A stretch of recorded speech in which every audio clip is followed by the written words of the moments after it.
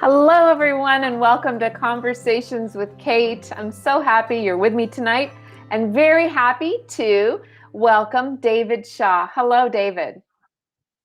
Hello, Mother Kate. It's so nice to have you here. I have a world of questions to ask you on a vast number of topics.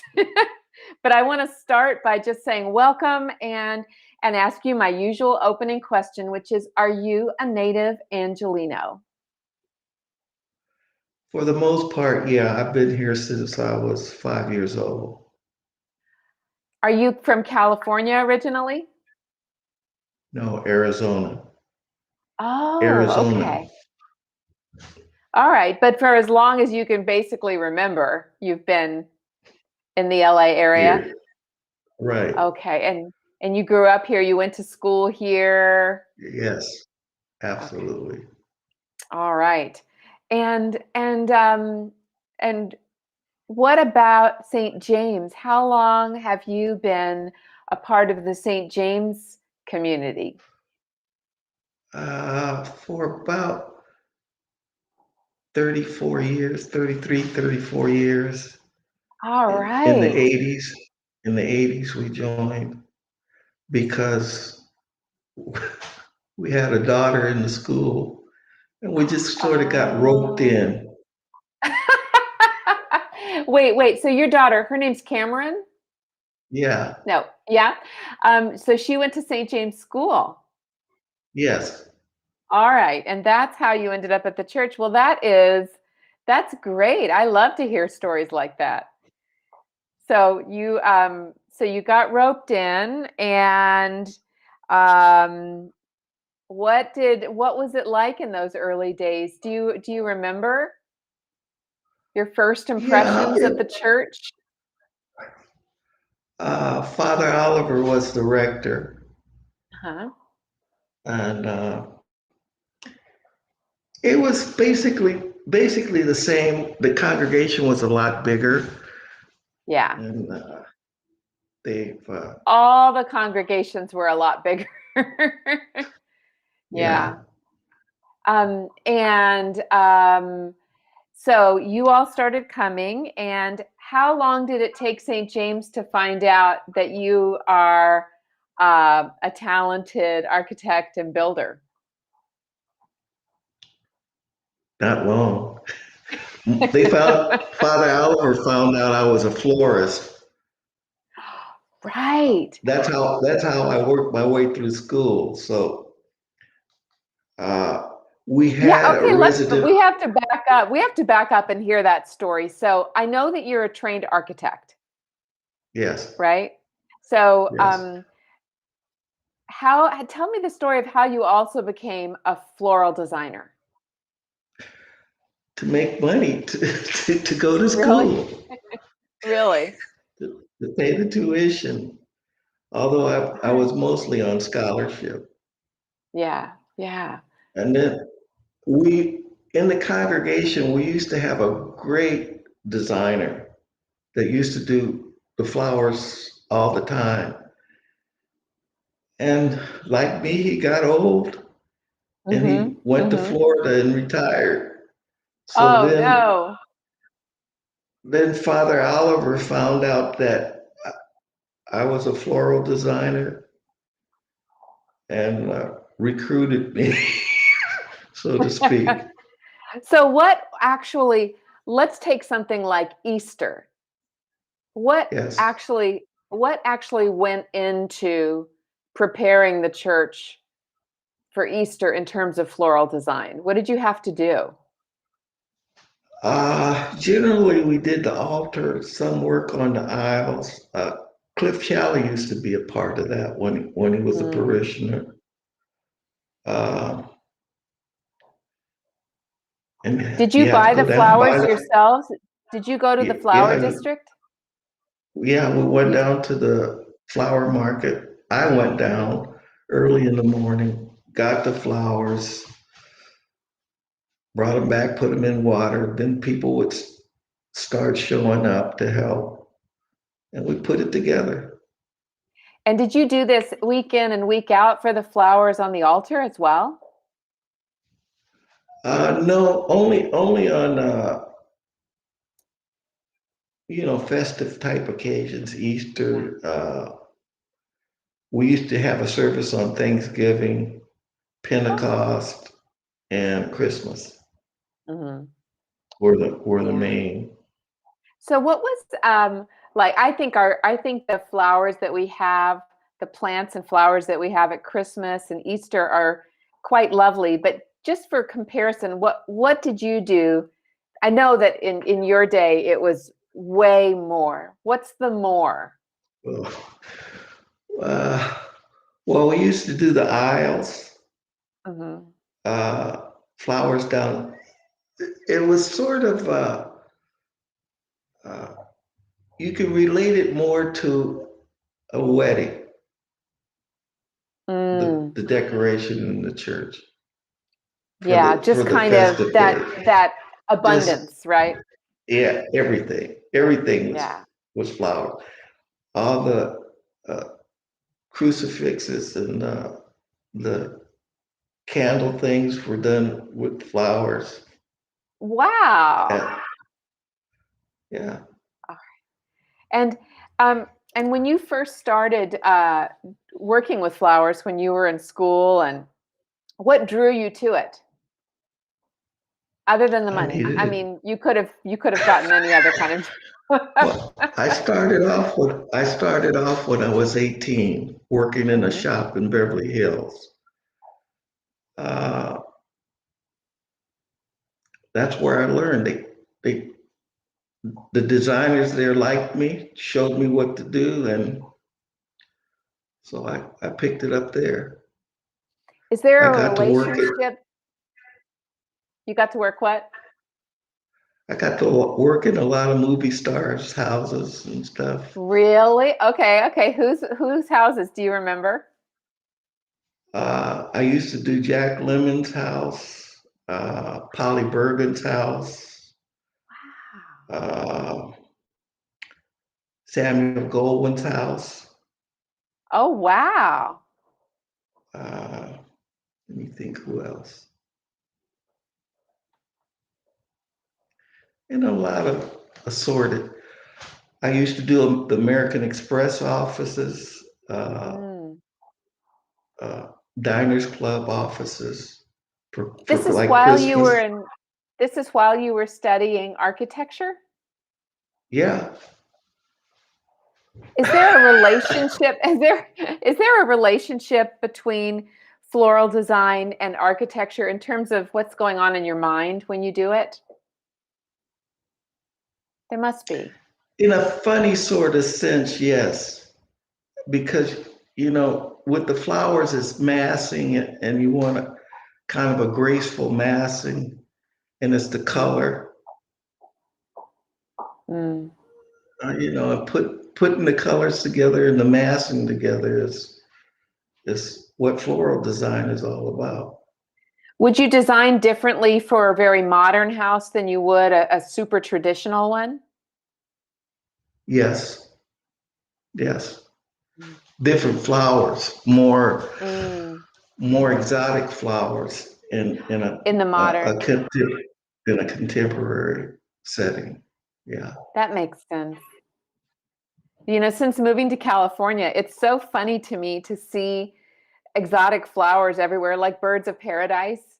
You know, to me, that's an expensive flower that you would get for a special occasion. And here they're just on bushes and trees. There's a there's They're a all over the giant place here. there's a giant white bird of paradise tree growing up the front of my Oh, house. yeah, they have giant birds are popular now. Yeah, it's Uh, beautiful. but I the thought it was a banana traditional, tree. it looks like that. Yes, yes. It looked like a banana tree.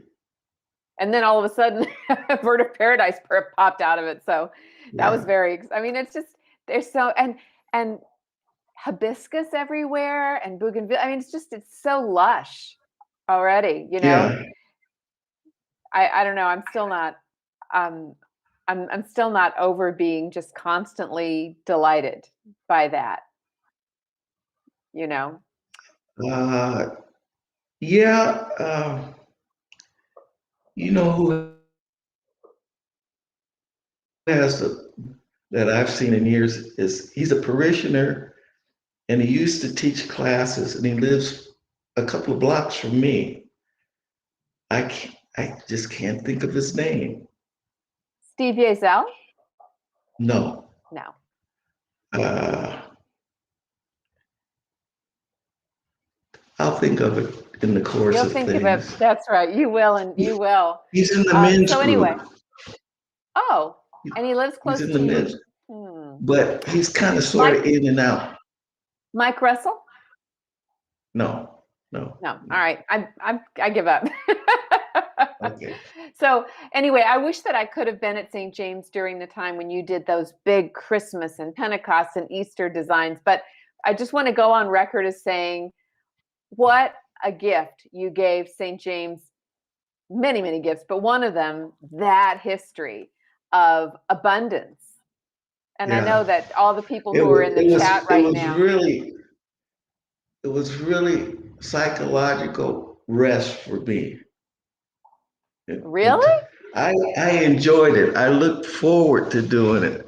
And I Mm, was sad to tell George that I was going to have to stop because I couldn't stand up that many hours. yeah, yeah, yeah. It's a very physical thing, isn't it? All of that. Yeah, Yeah. going back and forth, back and forth. And I'd be down Hmm. at the flower market at 4 or 5 in the morning picking up the flowers. Oh my goodness. What did you all do with the flowers? What did you do when the services were over? What did you do with the flowers? I, some of them they took to people shut-ins. Hmm.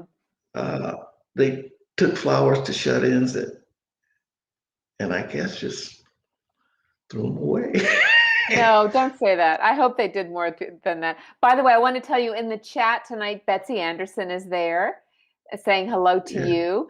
And Comfort Ogbunamiri is in the chat saying hello to you. And Jim Buonamani is saying he's enjoying your insights. And Chantal Dubé is also in the chat. So it's nice to have everybody with us. So here you were at St. James. Father Oliver found out you were a floral designer. So that whole era of abundant floral design began. But also, you studied architecture. Tell us a little about your architecture studies. Did you have a special, like a speciality during that time, something that you were especially interested in designing, like commercial or residential or anything like that? Uh, actually, was my specialty was ambulatory uh, type hospitals, so to speak, Hospital. clinic type hospitals, Really? That's and interesting. that's that's part of what I do now at I didn't home. know that. So what does that Yeah, involve from an architectural point of view? uh, it's just most of the clinics nowadays are trying to fit into it's called Oshpod 3, which is a government system, sort of Medicare type Mm-hmm. thing, more like Medicaid type thing. Mm-hmm. And so I do 3 or 4 of those a year. Mm-hmm. Mm-hmm. Sometimes they're design and construct, sometimes they're just straight on design. Mm. Do you And prefer to do both, uh, or do you prefer if to I if you're like going the to design people, something? Oh, okay, right. the older I get, the pickier I get. I understand that. So, in a perfect world, you design and construct if the people are great to work with. Yeah, I've done a lot of residential stuff, design and construct. Mm. Mm. When somebody comes to you and says, "I want you to build, you want you to design my house," how much input do they have, and how much input do you have? Well, I sort of try and put myself in their place Mm-hmm. and throw something at them, and then we pick it apart. We Mm-hmm. do it together. Mm. In other words, I try and understand the way they live or the way they want to live, Mm. and put something in front of them uh, as a starting point. And then we Mm-hmm. work on it together until we get what we want. And then Mm-hmm. either I'll give them a contract to build it, or I've already given them a contract to build it. Do you have a favorite style of residential architecture? Is there a David Shaw look, even though I know what you're saying about how you're collaborating with them? There is, and unfortunately, I only get to do a very few of those, Mm-hmm. and most of them are hillside houses Hmm. in the Hollywood Hills. I Mm. have about 10 or 15 very contemporary houses. Oh, wow. I have the With first 5-story wood frame, non steel hillside house five built in stories? LA. 5 stories, yeah. 5 stories. Wow. Wow. And what is the significance of non-steel? Well, it was all done with wood. It's the engineering part of it. So it's got a You'd have to softer feel? build the skeleton with partially with steel, just because of Oh, okay. the seismic code. Oh, right. Right. That with By the the way, church. yeah, we know about that with the church. By the way, Cliff Challey's also in the chat saying, "Hey, David." Hey Cliff, how are you? um, so it sounds like those hillside homes really that was a kind of those were the perfect experiences for you, huh? Because it was your vision. Yeah, Yeah, yeah, a in lot of this, glass. a lot of glass, a Mm. lot of glass. I But also. Mhm. you get to Go do ahead. very few of those Yeah. over time. I mean, because it's just the nature of the business. In what way? Why don't you get to do more of those? Uh, because the business demands that you keep working. And if you have to do traditional stuff, you do the best traditional stuff that you possibly can do. Mm. I see. And You've got a crew that you've got to pay your workers. yeah, and your wife And and your church. and your church. I've done probably almost 400 houses in the Hancock Park area. What? Design and build or just build? Design and build? Well, usually they're renovations of some sort. On the Norton alone, I think I've done 10 houses. Wow. Now, we have a question in the chat from Betsy Anderson. She says, "What was the most fun commission you got to build? You got to build a house, David?"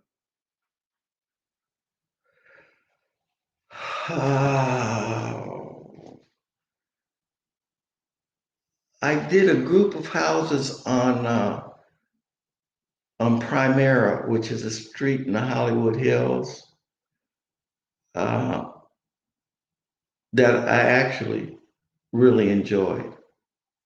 Mm. When you do a It's group on of a, houses, did you say a group of houses? yeah, actually it was three Uh-huh. And houses. were they close to each other?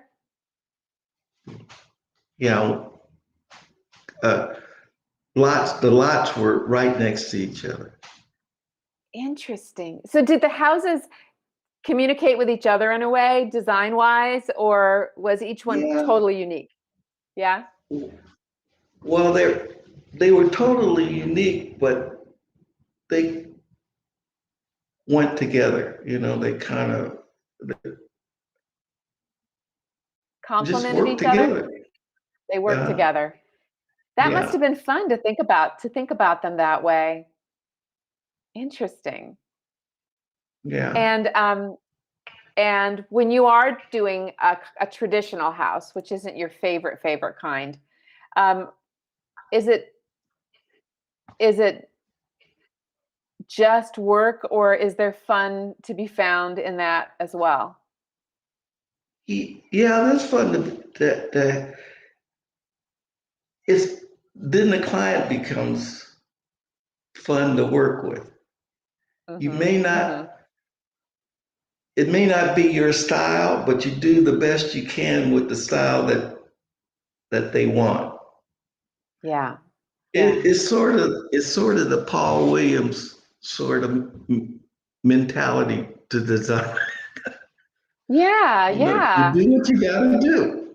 You do what you. I know his houses. I learned from that interview we did with Royal Rogers, the documentarian. Yeah, There was not a typical Paul Williams look, was there? no, I think the Paul Williams look and feel came in the detail Mm, for the various mm, houses. yes. Uh, Now he's got a pretty famous church over on Adams. It's called Church of the Bells. It's Holman Methodist Church. Okay. It is very, very contemporary church built in the 50s. Interesting. I don't think we looked at that one when I interviewed Royal Rogers. We looked at another church, a very important church in the African American community. Yeah, Do what is it? Something A&E Yeah. on off of Western and Adams. Yes. Yeah. Yeah, Yeah. Yeah. Yeah. But this it's a other more church. traditional church Mm-hmm. than Absolutely. Church of the Bells. Church of the Bells is a lot of glass.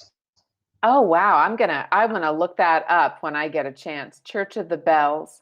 By the way, Chris Woodyard is in the chat, and he's asking you the same question I want to ask, which is, do What's some that? clients do some clients drive you crazy?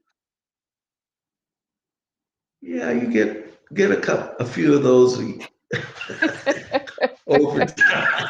Over time. What's an example of things they do that drive you crazy? I mean, not naming names, but what are some things that clients do that just are so hard?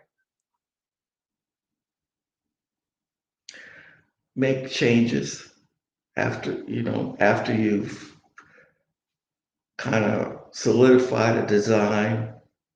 Mhm. Making changes is the hardest thing. And it's it's hard to get them to pay for changes. They just want And the that's original usually, price and just add a powder room. That's all, but original price. yeah, Yeah, that's that's where most of it comes in, is fighting for the changes. yeah. But usually I don't like to have an adversarial relationship with clients. So I sort of pick them as we're as I'm getting interviewed. And if we can't work as a team, it's no sense in working. And so There's you no sense actually in say being. no? You'll Yeah. say no? Yeah. Too Well, busy. no, Sorry. I Too busy. no, you sort of kindly say, we have personality conflicts Hmm. and design conflicts, and it's just not going to work Got it. because they'll That's leave great. As hard as because that conversation is to have on the front end, it's a lot harder to have further down the let road, me right? tell you. I always have to remind myself of that too, that it's always better to just tell the truth in the front end. Now, I have another question here from Carl Edwards. He's a pretty new parishioner, although not so new anymore. And he says, "Do you have a map of the houses you've designed in Los Angeles so that people can take a driving tour?" I'd have to make one. You should make one, David Shaw. That would be You know, amazing. I had about 6 or 7 houses in the Malibu Pacific Coast area that got burnt down Oh, wow. in the That's sad. Malibu fires. Yeah. Yeah. So many houses lost. Carl Edwards' question about a tour, you know what that reminds me of, don't you? The fact that when you were younger, you used to be a tour guide. Isn't that right? Well, I was a tour guide for actually was the it was initiated by the African American Museum, and it was Okay. a tour. It was tour of Paul Williams' houses. Oh, wow. So, well, actually, things that he done, some commercial stuff too. Hmm. But we went through uh, several in Hancock Park, uh, several in the West Adams area, several in the Crenshaw district, Lafayette Hmm. Park, where Was it he a built his bus own or a house. trolley, or where were you when you were leading the tour? We were in the bus. Bus. Hmm. Yeah, it was just a bus driving around, and we'd get to one of his projects, and we'd all get off and either walk. Most of it would prior arrangements had been made with the owners to walk them. Maybe it might have been just on the outside. Some were inside, Hmm. interior tours also. When was this?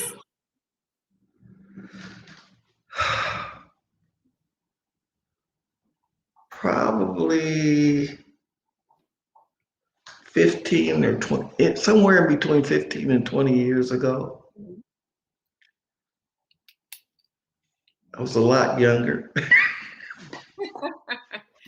I'm wondering, can you still hear me all right? My earphones died, but I'm just using the right. Can you still hear me? Yeah, sure. Okay, Actually, I good. can hear you better. Oh, well, that's good. Yeah, that must have been fascinating. And I was so glad that you were listening in the night that we were talking about Paul Williams. I'm just fascinated by his career. And I also want to ask you about some of your other architectural influences. But first, a question from Betsy Anderson, which is, what is Cameron Shaw up to these days? And that is your beautiful and talented daughter, your daughter and Linda's daughter, and I know that she's doing something super interesting. Can you share that with us? Uh, well, her title is Deputy Director of the African American Museum in Exposition Park and Chief Curator. Mm. It seems like she might be the director when it opens again. Oh, that's exciting. That's so exciting. Did she study museum curation in college Uh, or history or yes what? and no. Hmm. She she was just a student of fine art, Hmm. and she went to after she got out of school, she went to work for the National Museum in Washington D.C. Wow. and with the curator of modern photography, she wrote a book. She left there and went to an international gallery in New York, Hmm. and she worked there several years. Uh, and what she did there was the artists that they rep, she put their portfolios together Mm. to Mm. to present to museums for showings and stuff like that. Mm. Then she went Can to you say New a word? Orleans. Then she what? Then she went to New Orleans and for the Andy Warhol Foundation, she opened up a website to showcase Southern artists, Mm. Mm. and she Well, did that for about you must be thrilled that 4 years she's or back so. in LA. Yes, we are. Yeah. So tell me a word or two, if you would, about the African American Museum at Exposition Park. I've never been there. I haven't been anywhere. Well, you should go. It opens. It's historical, and in the sense that it has art through the ages, Mhm. and and then it has contemporary art Mm. Mm. representing uh, major major ethnic artists. They're not all ethnic, but you know Mhm. that's the that's the There's major. so many museums that I want to visit. Now, I have questions for you, but the chat's blowing up with questions, so I'm going to have to get you to answer some of these questions. Um, um, Comfort of Bonamiri wonders. She says, the theme building at LAX, what is happening with the restaurant at that iconic building? I know what she's talking about. It was under reconstruction for a long time. I think it's been renovated, but I don't know what's happening to the restaurant that was in it. Okay, so we want to know, inquiring minds want to know. Um, and then, That was a that was a Paul Williams collaboration oh, right. with I think Charles Luckman. I love that photo with Paul Williams and all those other fellows when LAX was opening up. It must have been a Yeah, really exciting moment. Now, listen to this. Another fellow in the chat, a newer parishioner named Luke McFarland, who's also a volunteer at our soup kitchen, he says, I live in an AC Martian house. yeah, AC Martin. Martin. AC Martin did LA City Hall, and a lot of buildings in downtown LA, high-rise buildings. And he goes He on to did. say, he says, I'm currently doing some minor renovations to make it work with 20th century life, 21st century life, Luke. And I'm finding the LA approval with historic department very tricky. Any advice? It's very tricky. uh, right now, it's terrible. I have 3 projects in the building department right now. Things that would have taken a few months to get out are taking minimum 6 months. Mm. So it's not, is it just it takes a while, or is it that they're being difficult? No, there's no, see, a lot of the whole plan check review is up to the pandemic was face to face with Mm. with the city engineer. Now everything is email. Oh, wow. One email consumes at least 3 days going and coming back. Mm. Mm. So Well, hopefully Luke can call you if he needs any advice or encouragement. Luke, you've got a friend who's got a wealth of experience on this topic. yeah. Now, I also want to ask a question that Jim Buonamani is raising, and I'm so glad that he did, because it's about the organ. And I know that you worked on 3 components of the organ back in the day. And Jim's question is, can you talk a little bit about your work constructing supports for our church organ, especially the portion on the balcony rail? There's a steel beam going across the doorway, and uh, uh, we just set it up so that the organ could just sit right in that slot. We cut the rail. Uh, that was a pretty easy one. The big organ in the front, that was the hard one. There's there's steel beams running all through there, holding up the actual pipes and so forth. And then they had to be blended into the structure of the church. I mean, what the church looks like. Yeah, Uh, that sounds like a and the same, huge job. and the trumpets were the same way. They had to be sort of blended into some cabinetry that was back there. Mm. Uh, Did it take a long time, all of that work? Or was it just really uh, intense? it's it was the for the big organ, the main organ. It was a while because basically the whole church had to be altered uh, with the acoustics. We had the whole interior of the church replastered Wow. to to acoustic specifications to sustain the organ. Wait, so the walls were already plaster, but more plaster, Yes, different plaster? yes. Okay. We had an acoustical engineer come in and uh, give us the specific.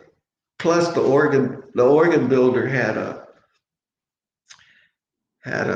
person, and between the chats between the two, we came up with uh, an acoustic design for the thickness of the plaster, I so that it had uh, the best quality sound. And so uh, I think it was more than a year we had we had church under plastic. I wondered, so you still had church in the Oh church? yeah, It yeah. was just plastic We everywhere. brought. I think Cliff remembers. We brought in big uh, Benjaminas, like we have out in front. Those trees we have out in front, but they were trimmed nicely. And that was the backdrop, and the altar was in front of it. You know the little altar that you guys haul around? Yes, that That one. was that was the altar. Whose idea was it to bring the trees in? Was that you or Cliff? I think it was between Cliff, myself, and George Mm.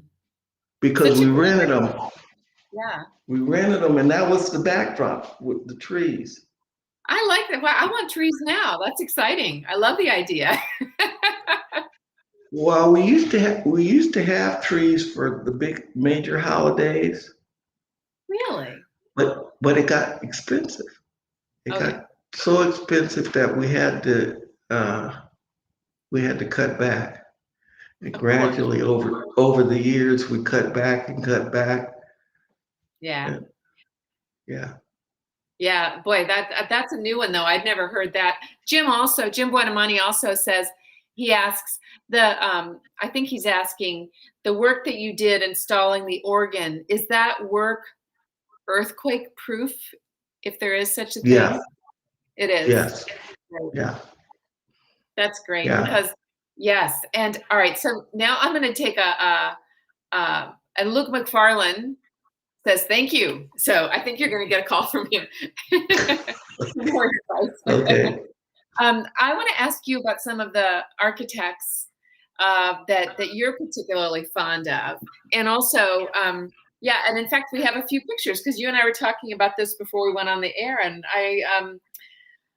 you were talking about the Mocha. Mocha, is that Yeah. it? Well, Isozaki was kind of when I was a student, sort of my idol.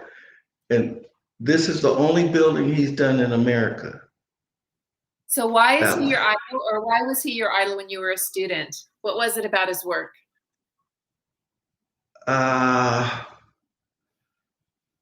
it was very contemporary. Uh, Hmm. uh, and sort of less is more kind of uh, a design mentality, Mm, mm. which is in a lot of Japanese architecture, at least the good stuff. Yeah. And I just admired him So this is his only building in California? in the USA. Wow. We're so lucky that it's right downtown. Yeah, it's on Grand. Actually, you're looking at it in a funny sort of way. You Mhm. actually enter it on the hill and come Mm. down to it. That's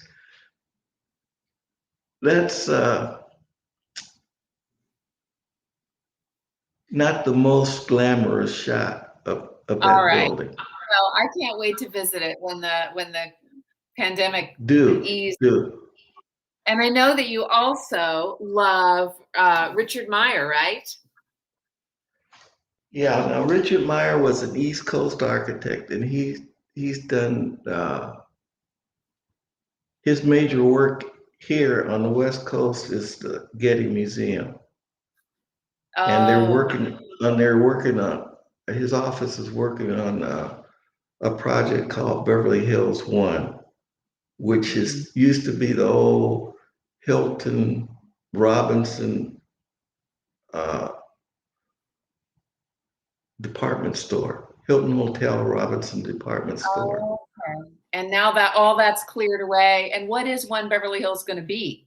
Is it apartments or is it commercial It's or both? gonna it's gonna be a hotel, a hotel and commercial stuff.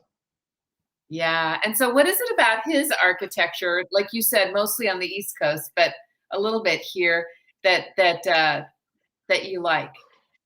Well, when I was in school, he did mostly residential stuff, Hmm. and he did some very fine residential work, very very contemporary, modern stuff, Mm. and I just admired his work. That's beautiful. That's beautiful. So, it was funny there. I used to live in New England and used to go out to Walden Pond a lot, and see the little tiny house where Thoreau lived. And next door to Walden Pond was this place called the Cordova Museum. I don't know if you've ever heard of it. And it's all contemporary art and they had this house, and I don't what is the name of the famous sort of original modern architecture? Is it Bauhaus? Um, just a lot of glass. That Bauhaus is in the beginning of the modern movement, uh, So they had this but one house in the middle of a field, which was that house, and I think they transported it from California. And we were all looking at it like it was this oddity. And once I had some California visitors, and I showed it to them, and they just said, "Yeah," because there's so many beautiful contemporary yeah. design here everywhere. Some of them people at St. James live in. And by the way, what kind of design, what kind of style is your house, your own personal house? Is it crafts? I call it sort of. It was the industrial part of the beginning of the modern movement. Uh, so what It year is that? uh, teens, In the teens. yeah, early teens Hmm. up to the about the 20s. And having That's a when the house, Bauhaus. That's having when a the house, Bauhaus started. that's when Bauhaus started. When you have a Yeah, house for the teens, what kind of things do you need to take care of in a house like that? just about everything. You figure at this point in time, everything is over 100 years old. Amazing. Well, So same with over St. James, time, you've replaced a little bit of everything that wears out. right? Yeah, yeah. But it's a beautiful home, and I know that you and Linda also collect art and especially an extraordinary mask collection. Can you tell us a little about that? How you got interested in masks? That's her thing. Uh, She's collected masks for, she goes to these, they have these like fairs where mm, you people buy and sell masks. And she got fond of ethnic masks and has been collecting them ever since, mm. here and So there. so beautiful. I wonder if we could just put up a photograph now, Justin, of St. James. Our beautiful, beautiful church. When you look at this photograph, David, what are some of the things? I know you've been over every inch of this church 100 times. What are some of the things that sort of come to your mind when you look at this? For instance, did there used to be more of a tower there? No, they stopped. That was supposed to have bells in it, Hmm. and it didn't happen. Hmm. And, Oh, but and it up until about 10 years ago, there was a plan to put bells in there. but we already have that nice bell over the chapel. But that came. I think Kirk Smith's wife put that had that bell bought. Okay. But as far back as I can remember, there was a plan to put a bell up there and finish Mm, it. mm. In the open area, that's sort of toward the I see there's a part where I can see skylight through that part, right? I think it was supposed to be in the very, very top part. Oh, okay. All right. And do we have the original roof on our building? Yes. Mhm. You mean the slate roof Yeah, on the major part? yeah, the Yes. top. Hmm. Yeah. And what about the stained glass windows? When did they start getting put in? I know the church itself is from 1926, right? I think little by little, parishioners have donated money. I think the last one was probably put in about 5 years ago. Mm-hmm. Mm-hmm. I think Father Davis donated a couple of them. Oh, we just got a fun fact from Cliff Challey in the chat. He says the tower is a scale copy of Harkness Tower at Yale. What do you know about that? Yeah, I didn't know. That's interesting. What a beautiful, beautiful building, though, don't you think? Now, hey, David, here's what Yeah. my complaint is that tree. Yeah, everyone see that tree? That tree is the bane of my existence because even though I love trees, it's covering up the front of our church a lot and it's pushing up the sidewalk. But we've been told by the city that it would take a couple of years to get permission to get them to come and move it. Isn't that right? It's hard.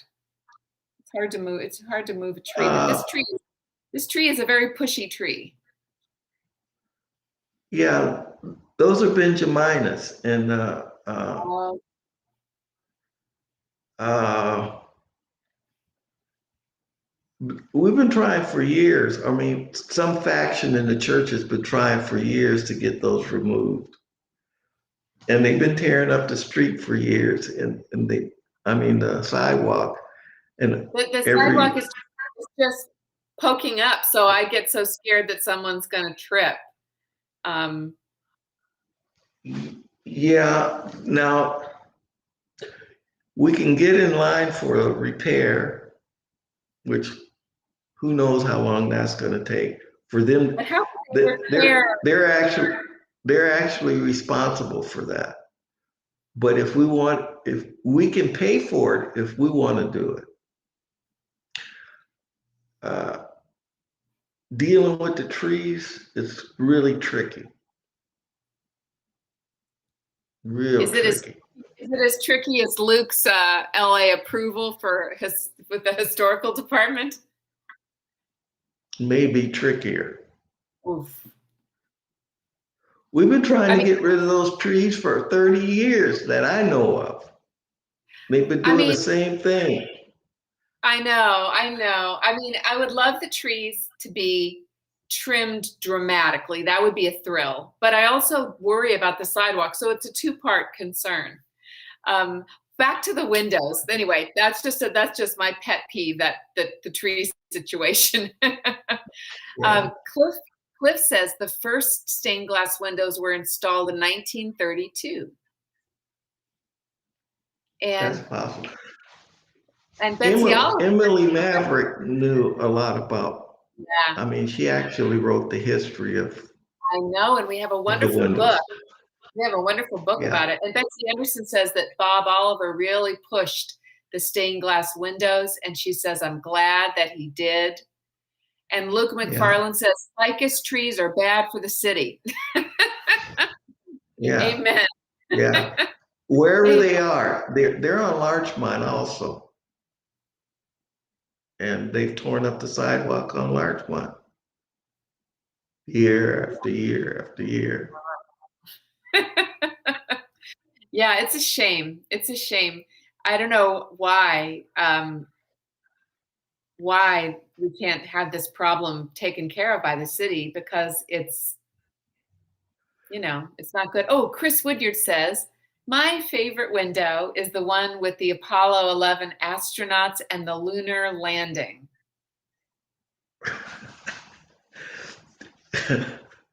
It's pretty Okay, cool, isn't it? Not every church has yeah, got that. I like the that's Korean, true. and I love the Korean one, and I love the window that we have that has all the different faith traditions. That's also a newer one. My favorite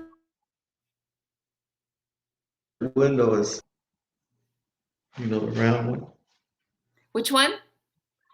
the rose window in the front. Oh, yeah. Yeah, and then there's the beautiful Above the trumpets. above the trumpets. Yes. Yeah. And there's a beautiful dove in the chapel. Sweet, so sweet. Well, you know what? It's 7:30 and we've covered a whole lot of topics, but I'm wondering, before we close out tonight, is there anything else, anything you want to say to the people of St. James? I know you're not getting to sit at table one on Sunday mornings and see all of our friends there, and we've been apart for a while. So is there anything you want to say? Be well, everyone. We've been blessed. I hear from every Sunday, Table One gets together on a text. What? I wasn't Yeah. invited. I wasn't invited. I'm so glad that you do. That's fantastic news. I had no idea. Cliff Charlie says, Yeah. I like the window with our choir at Westminster Abbey. That is a spectacular window too. Yeah. Well, I'm glad Table One is still united. That's wonderful. I want to thank all we're our still all together. Who holds us together is Janet. Janet has us on. And every Sunday morning before the service, Table One kind of comes together in the text. Did Table One notice this past weekend that I did write one for you? I did the old time. You better have noticed. That was all for the talkers. All right, I'm going to say good night. It was so good to have you with me tonight, David Shaw. We love you. We appreciate you. Your contributions are endless, and you're just such a joy. Well, thank you. It's always been a pleasure. Good, good. Good night, everyone. Like David said, stay well, stay safe.